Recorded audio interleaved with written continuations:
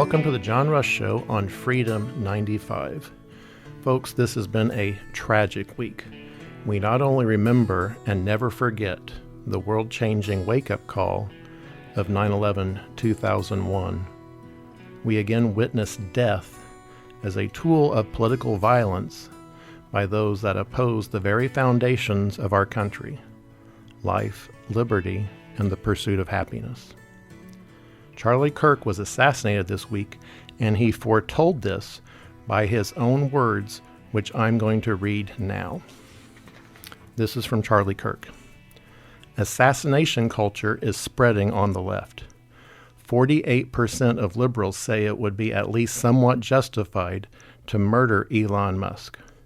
55% said the same about Donald Trump. Again, this is from Charlie Kirk. In California, activists are naming ballot measures after Luigi Maggioni. The left is being whipped into a violent frenzy. Any setback, whether losing an election or losing a court case, justifies a maximally violent response.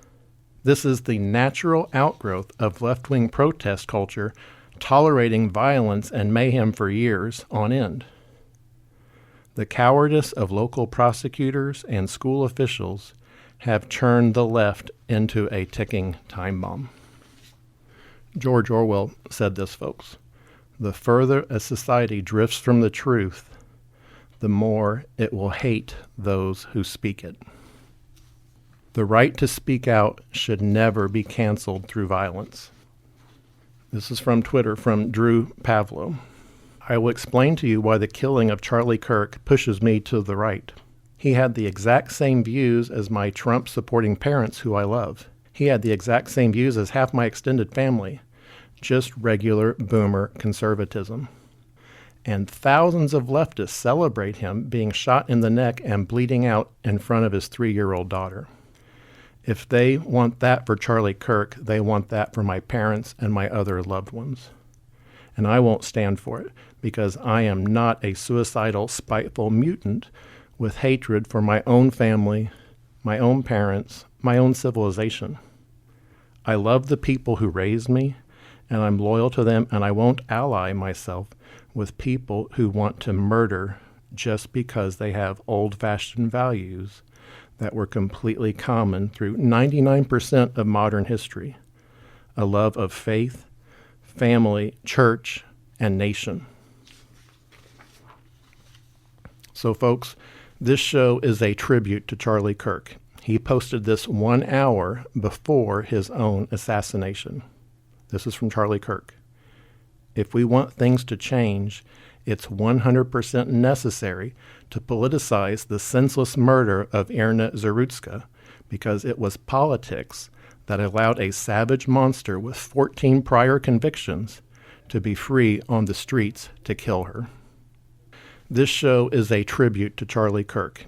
And so we're talking about specifically how violent criminals and sex offenders are being released early today due to the First Step Act legislation that both Jim Banks and Todd Young voted for. And this is from Fox News by an article by Greg Ray.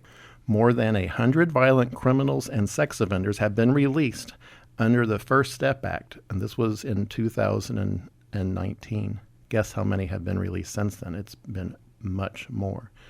According to data from an administration official provided to Fox News on Monday, the data, first obtained exclusively by Tucker Carlson tonight, seemingly contradicted promises from lawmakers that the legislation would largely affect only prisoners sentenced for minor drug offenses. Of 2,243 inmates released under the First Step Act, only 960 were incarcerated for drug-related offenses. On the other hand, 496 were imprisoned for weapons and explosives-related crimes, 239 for sex offenses, 178 for fraud, bribery, and extortion, 118 for burglary, larceny, and 106 for robbery, according to the data. Another 59 were imprisoned over homicide, aggravated assault, and 46 for immigration-related offenses, 9 for counterfeiting and embezzlement, and 2 for national security reasons. And one of those was Mohammed Youssef Hammoud, the terrorist fundraiser for Hezbollah. Again, Jim Banks and Todd Young both voted for that law. The Justice Department announced last Friday that 3,100 federal inmates were being released as part of the First Step Act, which was heralded by Senator Cory Booker, Democrat of New Jersey, as a start to righting a broken criminal justice system that has disproportionately harmed communities of color. I didn't know that crimes had a collar. No, if you do the crime, you need to do the time. But Jim Banks and Todd Young feel differently. They buy into this liberal claptrap that, crime should pay. No, crime should not pay, period. These criminals should not be allowed to just roam the streets free after they commit these atrocities, but these politicians nowadays just don't seem to care. Well, and that law, the First Step Act, set the stage for crime not to be prosecuted all across the nation. So speaking on Tucker Carlson tonight, Louisiana Republican Senator John Kennedy, who was one of a handful of lawmakers to oppose the bill, said the numbers were predictable. Good intentions sometimes have nothing to do with actual consequences, Kennedy told Carlson. We were told there would only be low-level, nonviolent criminals to go free. I didn't believe it, and I didn't believe it because I read the bill. And now we find out in the first tranche of prisoners let free, 500 committed weapons or explosive crimes, 250 committed sex crimes, 70 were guilty of homicide or aggravated assault. Those are not low-level, nonviolent criminals. Shame on Jim Banks, shame on Todd Young for allowing those hardened criminals to go free. I mean, it's absolutely sick that these people are allowed to just walk the streets. Well, Kennedy, he went on to describe that bill as a complete lie. It was nothing but liberal claptrap, and it set the stage for what's happening all across the country today. And it's even worse that these so-called tough-on-crime conservatives are supporting this. And what's worse on that bill specifically, the bill's retroactive application of the 2010 Fair Sentencing Act has so far resulted in 1,691 sentence reductions, the department said in a press release. The 2010 Act reduced the difference between sentences for crack cocaine and powder cocaine possession at the federal level in a bid to reduce the racial disparity in resulting incarcerations. Race should not play any part in how you're sentenced. Your crime should be 100% based on how you are. Oh, absolutely. How you are judged, the crime. Instead, we have people like Jim Banks and Todd Young who are putting in this baloney that race should be a factor in that. No, it should not. Exactly. People don't look at hair color and to determine a sentence. They don't look at eye color to determine a sentence, so they shouldn't look at skin color to determine a sentence. Well, and what's worse on this, other provisions in the First Step Act ease mandatory minimum sentences under federal law. For example, the legislation reduced the stacking of drug offenses to drive up sentences and prescribes 25-year terms rather than life terms for many third-strike crimes. So if you follow through on that, it is just lowering the penalty for doing crime. And how does that relate to what's happened? This is from nationalreview.com. The blood-curdling murder in late August of 23-year-old Ukrainian refugee Iryna Zarutska by a complete stranger sitting behind her on a public transit train in Charlotte, North Carolina, has brought to light once again our nation's almost literally insane public health policy regarding the severely mentally ill, and I would add, for those who repeatedly commit crimes. Yeah, I saw the 14 mugshots, John. 14? 14. I'm sorry, but if you have 14 mugshots, you probably shouldn't be allowed to just be on public transit willy-nilly. Right. To me, that's common sense. But well, this murder drew national attention because this girl, she was 23 years old, a refugee from the Ukraine, was here, escaping war, literally war. As I understand it, she was living in a bomb shelter in the Ukraine. Isn't that right, Mike? Yeah, that's what I read today. The murder drew new attention when the Charlotte Area Transit System released video footage of the crime. A scene from hell that could not be more soul-sickening. The petite young woman, head down, she's calmly reading her cell phone, unaware of the agitated man behind her, who suddenly pulls out a knife, looms over her, and lunges at her neck. He kills her. She bleeds to death.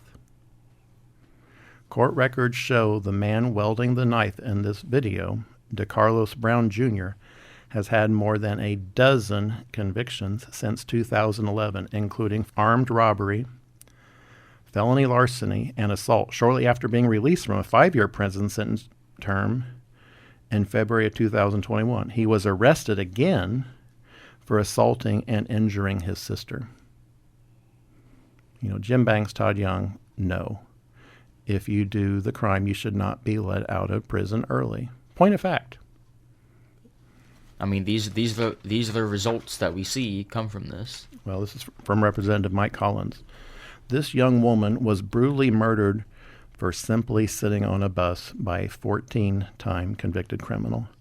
Nothing will change until we stop acting like this is an inevitable byproduct of society and start holding the Soros judges and activist district attorneys accountable.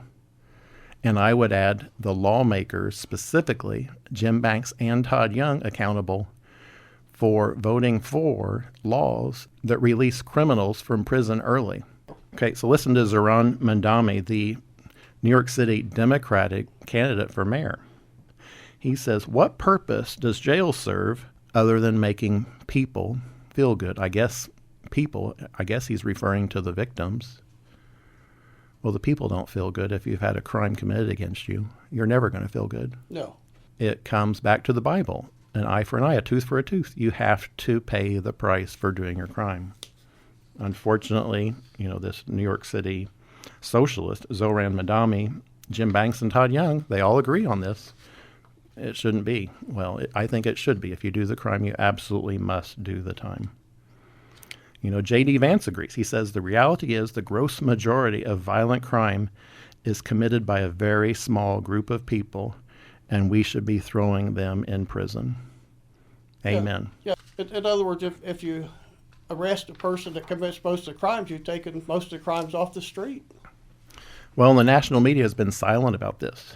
If you do an AP news search and type in George Floyd, you get 74,221 results for George Floyd.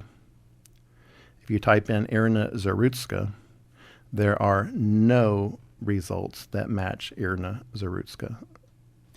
And that's just so sickening because if the races had been reversed, that city would be burning down. There'd be protests everywhere. I mean, all hell would be breaking loose. Just because it was a black man and a white woman, it's like the mainstream media, it almost seems like nobody cared. Well, this is Elon Musk's take on all this. Incarcerating a small number of repeat violent criminals would vastly improve public safety. This must be done now.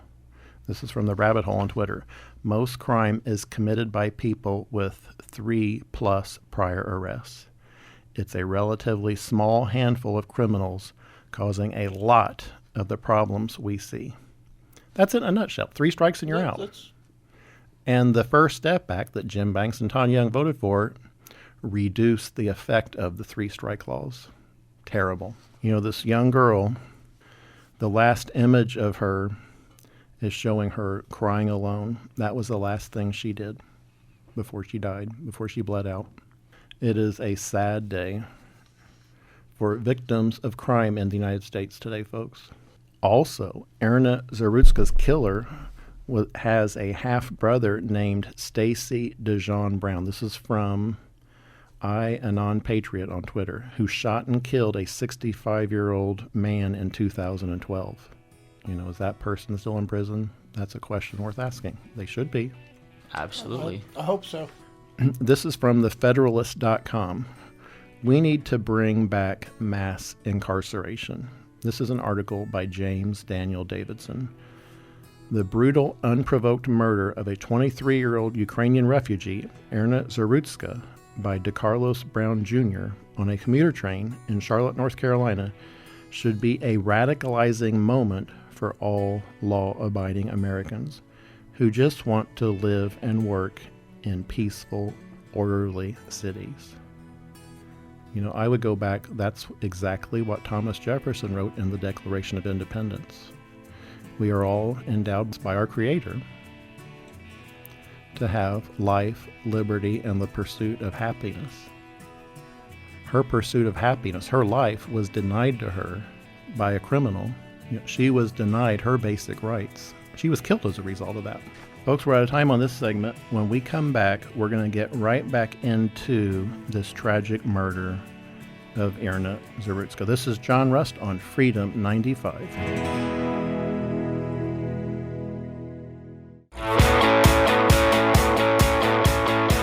Welcome back, folks. This is John Rust on Freedom 95, 950 AM and 95.9 FM, and we are talking about an ultra-serious topic today, the murder of Ukrainian refugee Iryna Zarutska. It is, I think, a moment that is going to stand up where we all say, hey, stop it. We are all sick of these career politicians who pretend to be conservative when they visit Indiana and how they vote bleeding heart liberal in Washington, D.C., like Jim Banks and Todd Young, who both voted for the First Step Act that released literally thousands of criminals from prison early. You know, exactly, and it's like, I guarantee you these guys on their commercials and on like their mail ads, they say, they we're thump their chest. Tough on crime, conservative, all this good stuff, but yet they vote for bills like this. And they go there and they vote exactly the opposite. It's just like on, you know, the deficit spending and raising the debt ceiling, the debt that you have. It keeps going up and up because people lie through their teeth at Lincoln Day dinners in Indiana when they come and visit, and vote the exact opposite and vote for massive debt increases when they return to D.C. And it's exactly what's happened with this First Step Act. It is just another example. You cannot believe these career politicians. Whatever they say, just figure on them voting the exact opposite in D.C. Back to Iryna Zarutska. I want to continue this article by John Daniel Davidson. This is from thefederalist.com. Again, by John Daniel Davidson. It's a very, very well-written and very thoughtful article on this. Above all, it should rally public support for a crackdown on violent criminals and a return to mass incarceration and involuntary commitment in cities across the country. We used to know how to deal with psychotic, violent criminals. They would be either incarcerated for a long period of time or involuntarily committed to long-term treatment in state psychiatric hospitals. But for many years now, involuntary commitment and mass incarceration have been deemed structurally racist by leftists and the useful idiots on the right. And I'll throw in it again, that's Todd Young and Jim Banks, who voted for the bill that released so many criminals from prison early. We were told that we had to get rid of these problematic relics of the past, which didn't work anyway. The BLM movement of 2020 and the false narrative around George Floyd's death did much to bring about criminal justice reforms, like cashless bail, decriminalizing homelessness, and emptying the jails in the name of racial equity. A cadre of Soros-funded district attorneys in major cities, along with radically left-wing municipal governments and mayors, were only too eager to make these changes. Again, this is from the article from thefederalist.com. We were told these things were not just moral imperatives necessary to atone for racism, but that they would make our streets safer. What utter nonsense. Again, this is from an article by John Daniel Davidson. He goes on. First, consider what happened with involuntary commitment. It should be clear by now that shutting down state psychiatric hospitals and changing our laws about involuntary commitment was a huge mistake. Anyone who has spent time in a major American city over the past 20 years knows we have a huge problem with mentally ill, violent homeless people who cannot care for themselves and are a danger to public safety. How did this problem get so bad? Because of misguided, reckless public policy. The shuttering of psychiatric facilities all over America in the 1980s and 1990s was part of a long-term trend of deinstitutionalization that began in the 1950s and 1960s. It was accelerated by the passage of Medicaid, allowing states to move psychiatric patients out of state-funded hospitals and into smaller, non-secure facilities and group homes, which federal Medicaid dollars would pay for.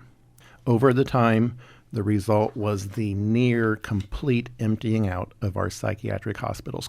This trend towards deinstitutionalization needs to be reversed. We need to rebuild the entire infrastructure of state-run psychiatric hospitals and revive laws that allow for the involuntary commitment of violent, mentally unstable criminals.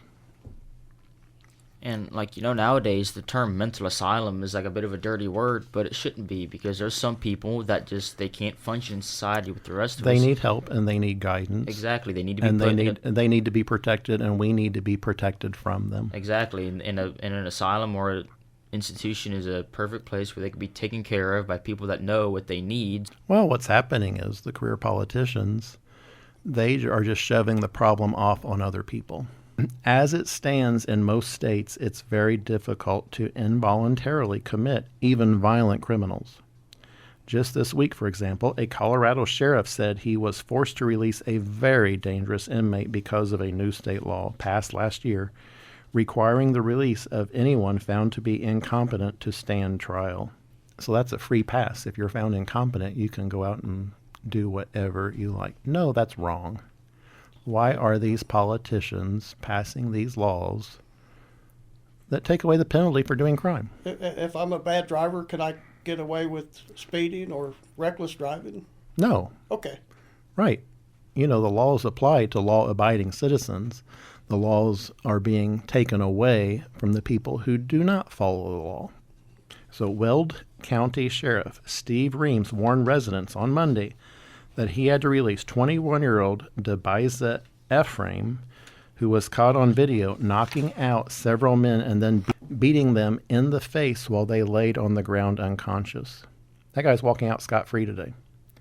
And this is from the sheriff. He is a very dangerous person, and his actions, from what we can tell, were unprovoked, said Reams, the sheriff. Ephraim had been jailed for the past 5 months facing charges including attempted second-degree murder, assault, and burglary. But the law signed last year by Colorado Governor Jared Polis stipulates that those found incompetent to stand trial must get mental health treatment instead. Ephraim did not qualify, said Reams, and so he was released per the new law. That's insanity. And this is continuing from this article, again by John Daniel Davidson. This sort of thing happens all the time now, especially in Democrat-controlled jurisdictions. By all accounts, the 34-year-old Brown was someone who should have either been in prison or locked away in a psychiatric hospital. He had been arrested 14 times, just like the guy in North Carolina on the train. The alleged murderer on the train has apparently been diagnosed with schizophrenia. Back in January, he was arrested after repeatedly calling 911 and claiming that a man-made material had been implanted in him and was dictating his thoughts and actions. Despite this delusional behavior and his long rap sheet, he was released without bond, even though his own mother said he shouldn't be loose on the streets. Had Brown been involuntarily committed in January or earlier, Iryna Zarutska would still be alive today. And continuing once again from John Daniel Davidson. Beyond the mentally ill, there's the question of violent criminals who terrorize our cities. Over the past 2 decades, the criminal justice reform movement has convinced Democrats and Republicans alike that America has a problem with mass incarceration, that it's expensive and inhumane and doesn't reduce crime. The policy proposals that have come out of this movement call for closing prisons, reducing the incarcerated population, and pursuing alternatives to detention and restorative justice. Again, this is from John Daniel Davidson. All this is wrong. As Charles Fane Liebman of the Manhattan Institute has written, the decarceration case is built on sand. Prison does work. It's one of the few effective strategies that governments have for fighting crime. It's exactly what Rudy Giuliani did in New York City in the 1990s. He made crime not pay. He imprisoned people for what were called petty offenses, for jumping over the turnstiles and not paying for their ride. All this is wrong. Lehman argues that one of the big things that pro-decarceration advocates get wrong is that not giving prison enough credit for incapacitation. That is, preventing people from committing crimes while they're locked up. That's the key, folks. When you're locked up, you can't harm innocent people.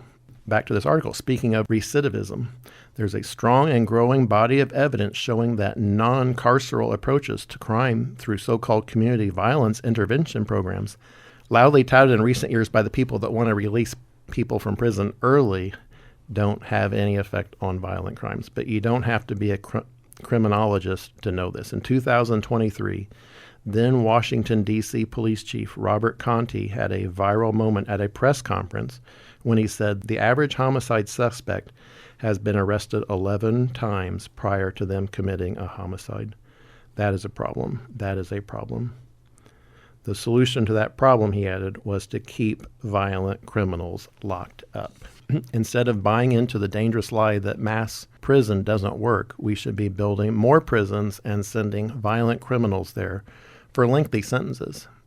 And I would add, and not letting them out of prison early due to laws enacted like the First Step Act, voted for by Jim Banks and Todd Young. Back to this article. What we've been doing for years now is dangerous and morally indefensible. Releasing violent criminals onto the streets, as White House Deputy Chief Stephen Miller said Tuesday, is a form of political terrorism perpetrated by Democrat elected officials against the people who live in their jurisdictions. And I would add that the First Step Act is just as culpable. It should not take the gratuitous slaughtering of an innocent young woman by a psychotic maniac on a public train to force a national conversation about how wrong the criminal justice reform movement has been about everything. If Zarutska's murder results in a surge of public demand for a return to mass imprisonment and a revival of involuntary psychiatric commitment, it will be a small step in the right direction. It will be a long overdue rebuke of the leftist ideologues who unleashed mayhem on our cities for the sake of a damnable lie.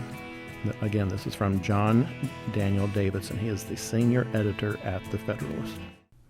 And that's what we have to get back to, folks. That's why I'm doing this show, to raise the curtain and shine the flashlight. Charlie Kirk was also one out there with his flashlight, shining the flashlight on corrupt politicians and the lunatic left. He posted this just a day before he passed away. We don't have enough people in prison in America. We need a lot more prisoners. Folks, it absolutely bears repeating. We have to get rid of the career politicians like Jim Banks and Todd Young who are working to let criminals out of jail early. It's pretty simple. We must jail criminals and execute murderers. We need true conservatives. This nation is paying a heavy price as a result of these career politicians. Charlie's wife posted this just before his assassination. Psalm 46, verse 1. God is our refuge and strength, a very present help in trouble. They killed Charlie Kirk because he was a Christian and a conservative. He would not stay silent, and his words, I believe, will live on forever. He said this just 3 days before his assassination. Jesus defeated death so you can live.